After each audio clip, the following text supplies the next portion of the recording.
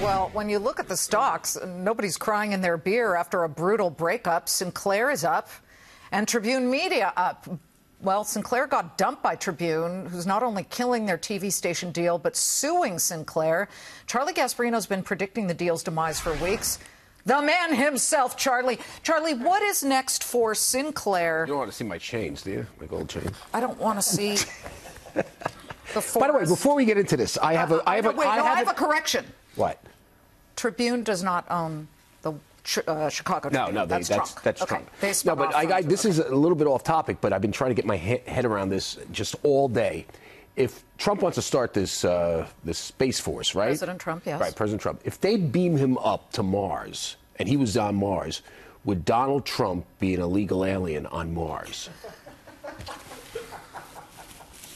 Elsewhere around the nation, Sinclair and Tribune. Charlie? Think about that. That's like one of these deep philosophical questions. Indeed. All right. Okay, but anyway, we'll get back to that later. I read the lawsuit, by the way.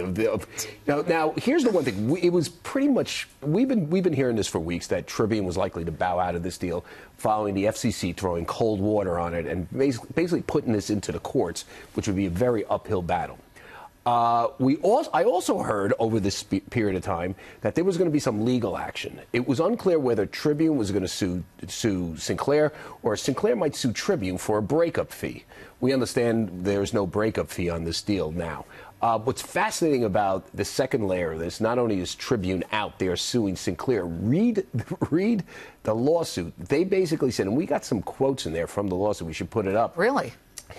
They basically said that Sinclair went to an extremely friendly FCC and DOJ, run by the Trump administration, which loves Sinclair and its programmings. Donald Trump has singled them out because they're basically cheerleaders for the Trump administration.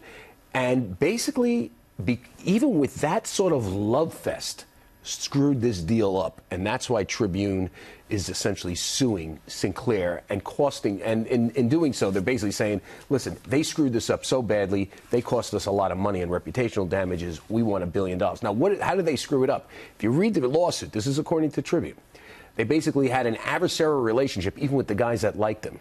They actually threatened to sue the government at least one point. But this was not a hostile merger or takeover. It was so crazy. And then when the government tells them to meet minimal requirements, that was divesting certain stations where they had too many stations in a market, they went out and did a very bizarre divestiture. Remember, I called it a funky divestiture a couple of weeks ago.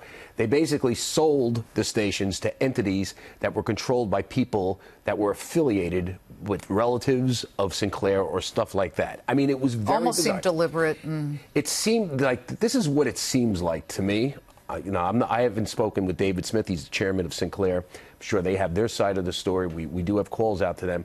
But it seems like they were trying to play a hand, that they thought they had Donald Trump in their pocket and in their corner so much that they thought they can steamroll his DOJ and his FCC, Ajit Pai at the FCC, DOJ antitrust run by Malcolm Delaram, that they could steamroll them even when they're asking for minimal sort of requirements to get the deal done, meaning minimal divestiture requirements. This deal would have been done if they did essentially what DOJ and FCC said, which was, I'm telling you, pretty minimal. They only had to divest about 24 stations. They still would have had plenty of stations. They still would have been in like 60 to 70% of U.S. households. They still would have had a huge company, and they didn't do that. And that's what Tribune is saying. They went and went hostile on the government, according to Tribune. This is in the lawsuit.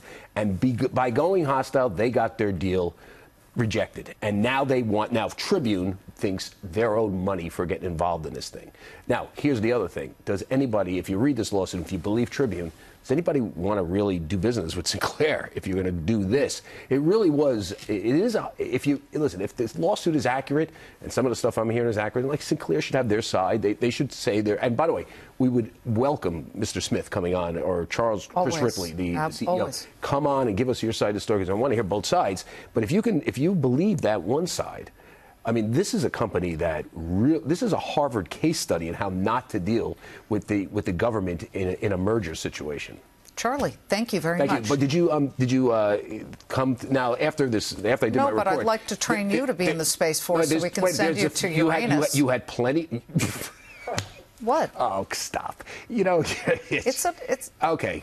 You know, planet. you're going to get in trouble. And by the way, I want an answer. Is he an illegal alien? Is the president an illegal alien on Mars?